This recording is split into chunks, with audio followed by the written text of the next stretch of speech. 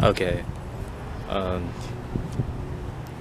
what's up, guys? I'm here to talk about a book I read, or Marco Polo,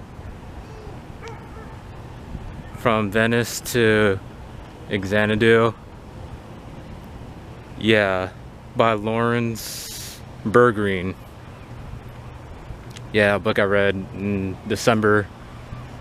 And yeah, so here I am gonna talk about it.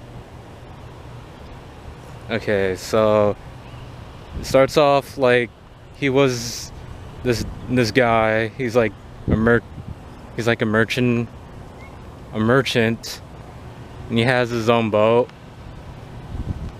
Like he like trades, but yeah, so he got captured by Genoa and the Byzantine Empire. We're at like with the battle, and yeah, recording. Okay, so he got captured, and he went. They're in Venice. Yeah, they're in Venice. They're in Venice. They're in Venice. 3 times.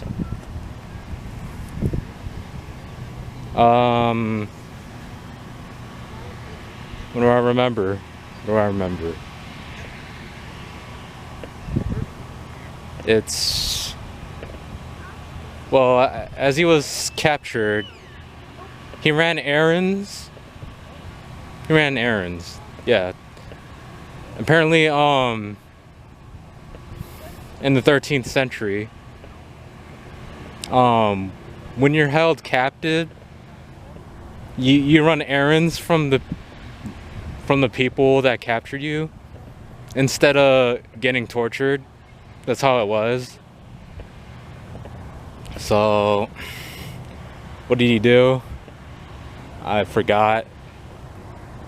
But he ended up in a hotel with nice fabric and stuff. But as he was capped in his as a prisoner, he met this dude named Rochello.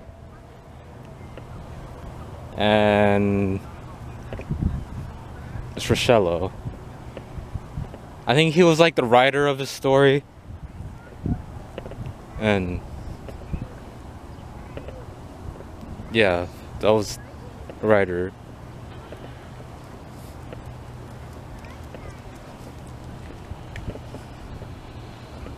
What did he do? So he explains how he was around the Mongol Empire. The Mongol Empire.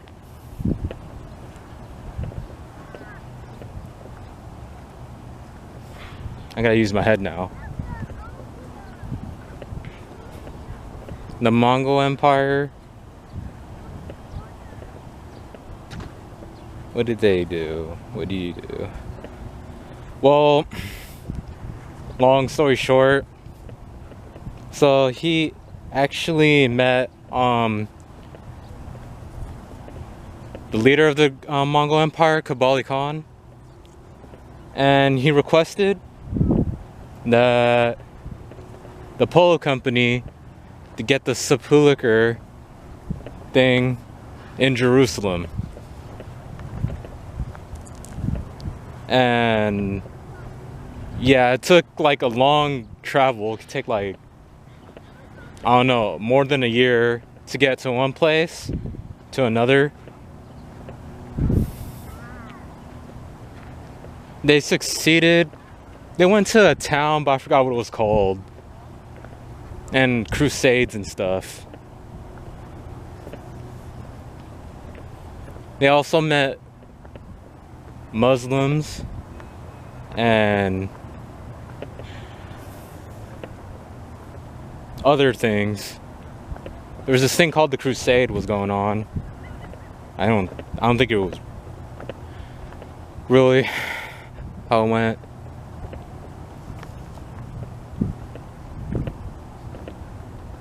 I might have to pull up some notes on my phone. That's it. Yeah.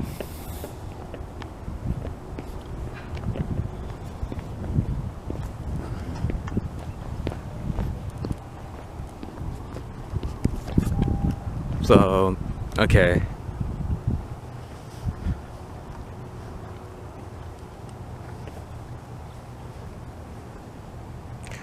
So, bear with me real quick.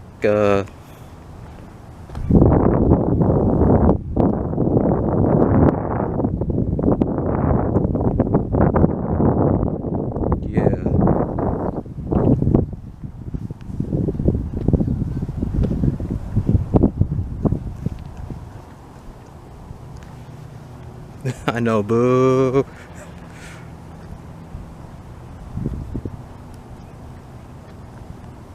Okay, well, I'm just gonna read this. Okay, so Kubali Khan had a brother named Mongeki, and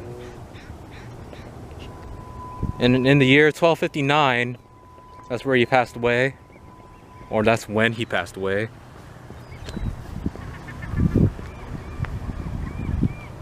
Kubali Khan becomes the leader of the Mongol Empire at age 45. And there was this dude named Ari Bokeh.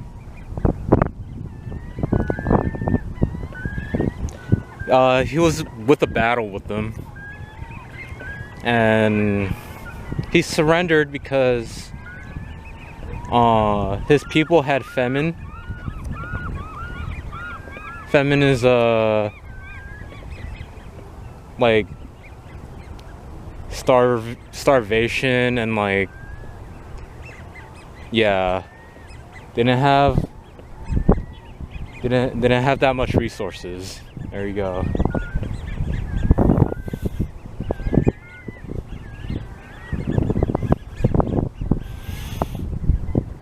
But yeah, so he surrendered to Kubali, and he wiped his tears from his face.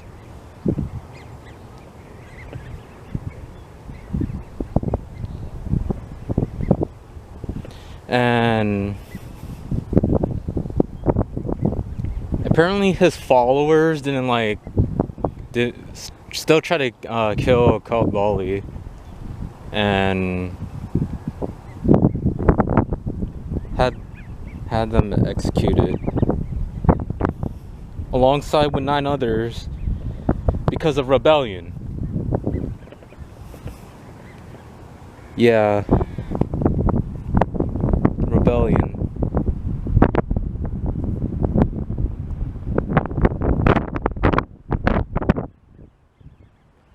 The Song dynasty played a big role in the Mongol conquest. It really did. Believe me.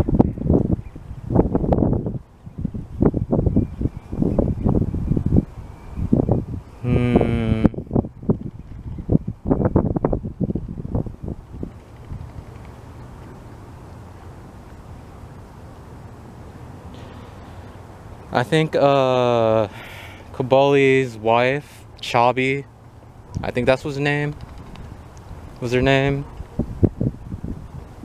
shared a fascination of this person named Taizong with her husband. Taizong of the Tang dynasty reigned 5 centuries before I don't know.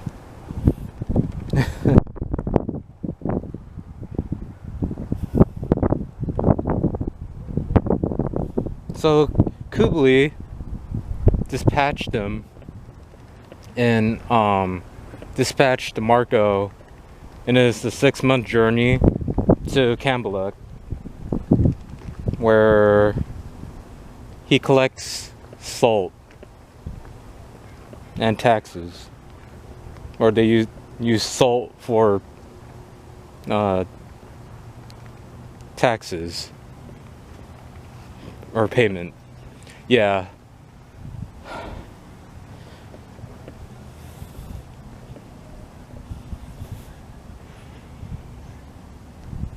Yeah, he traveled to a place called Carrigain.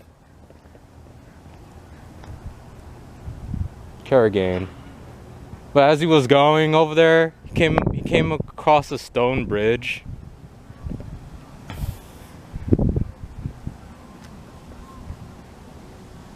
Oh gosh, it's gonna take really long.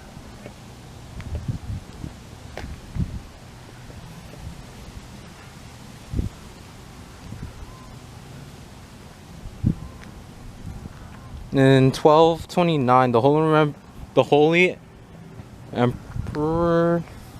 Roman Emperor Frederick II of Hostophenen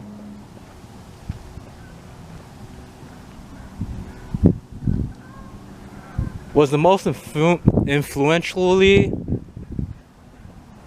at a sport called falconry. I just learned about, I'd never heard of falconry, but I think it sounds really cool. It reminds me of a video game called Assassin's Creed where you use a falcon and it makes you have bird's eye view. Yeah, it's like sneak up on and assassinate NPCs in that video game. Yeah. That's really cool.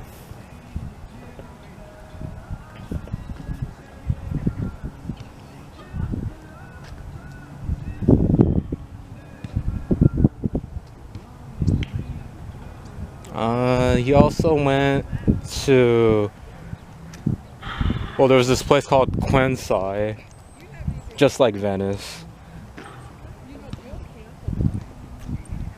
Yeah, it's a really big place, they say. I forgot most of what I read on that part. So, can we talk about Xanadu?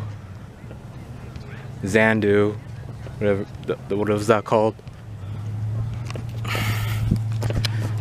Yeah, so Xanadu is a palace where Kavali would go,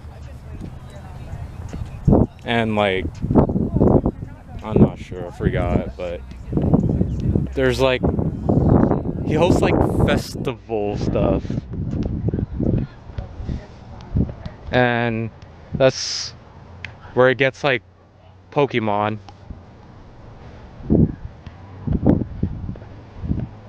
Yeah.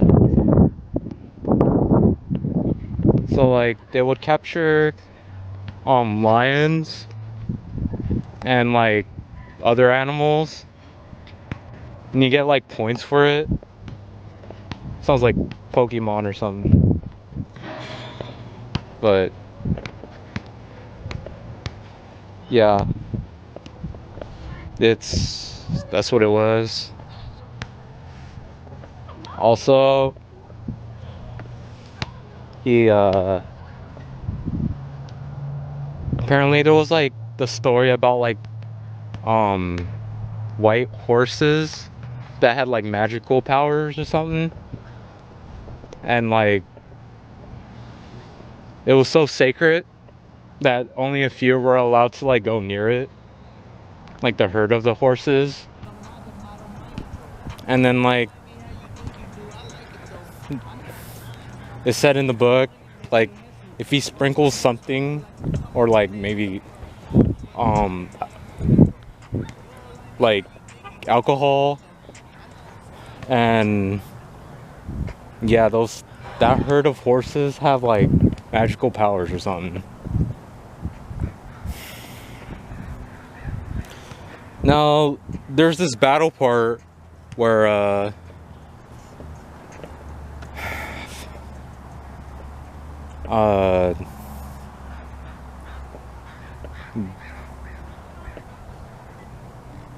there was this place called the King of Mayan and Bayon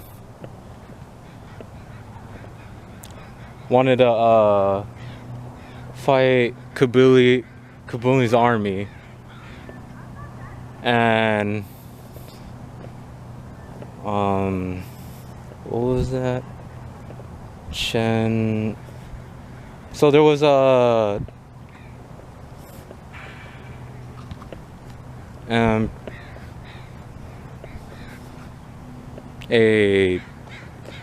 general that he persuaded his troops that they were more experienced in the battlefield, so it was like nothing to fear. The other army had about 2,000 elephants and 60,000 ground troops, and his tactics was to lure them next to a forest with large trees. So they got into the forest, and that's where they did their battle. So like having elephants on a battlefield could scare horses, so it wasn't really that good. And they would just like stampede and like run away or go rampage and like kill their own team. So like that's how they won that battle.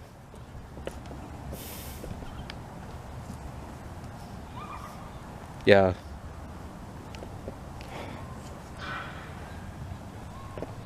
That's what I'm just saying. It's really cold out here. I mean, my hands are freezing. Not that I'm trying to complain. I'm fine. Yeah.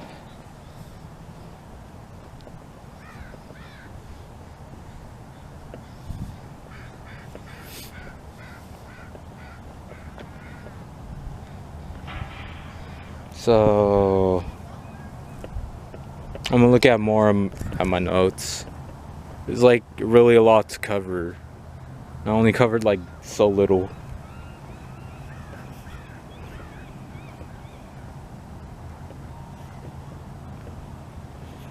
Well, my favorite part of the journey, he didn't want to stay with Kubali Khan, because if he was if Kubali like died, they wouldn't, the Polo Company would lose their safety at the Mongol Empire where they're at. So like people will be after them. I forgot to mention,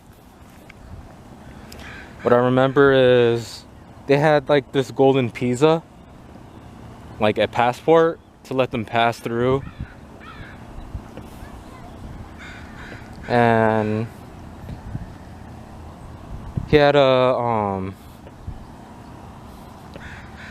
his dad's name was like Niccolo, and his uncle was named Mafio. So yeah, there you go.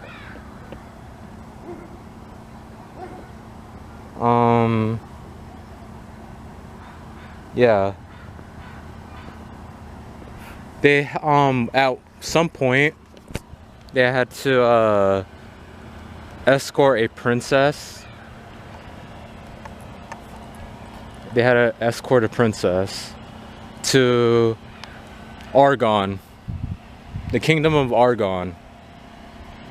And they had people with them to back them up. But yeah, so yeah, to escort a prince, I forgot her name, but to her rightful king or lord or something. That's what it said in the book. But once they got there, the king was dead in Aragon. And most likely died by poison. So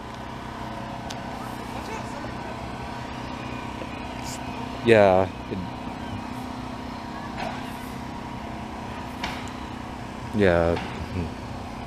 died by poison. What's next?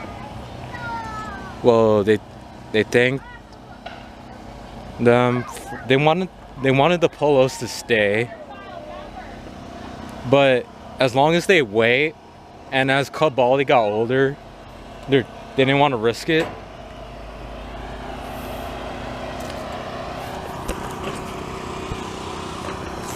They didn't want to risk it.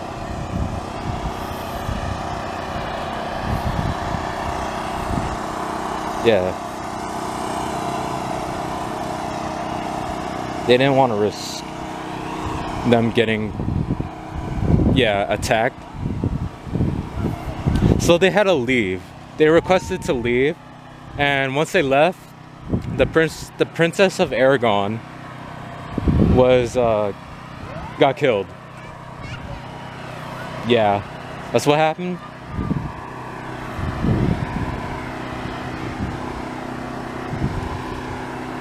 But after they just escaped from, they did request Kambali that they wanted to leave.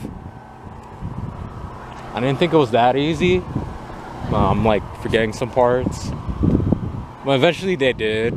They got back to Venice. And as they got home, they got like their ancestors there. They didn't get recognized.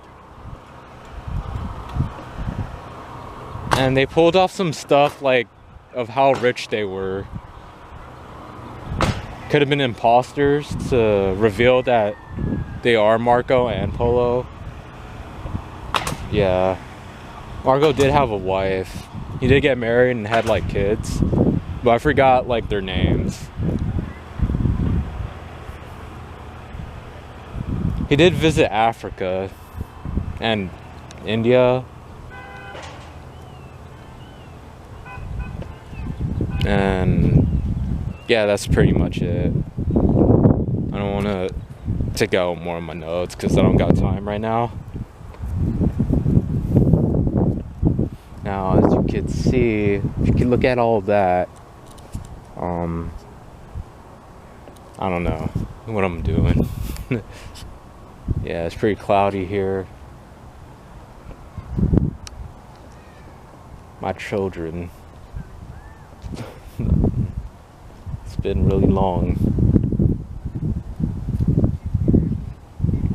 And soon enough, I'll just get better at this. I know I'll just get better at this, but this is my first video of 2022, and I'm starting this YouTube thing. So, yeah, if you like what you see here, you know what to do. Gotta click on that button, and give me some feedback or anything you would do right down in the comment section, because I missed like a lot and it's just me talking. I'll get better at this. I know I just said that like 4 minutes ago, or it hasn't even been 4 minutes, but yeah.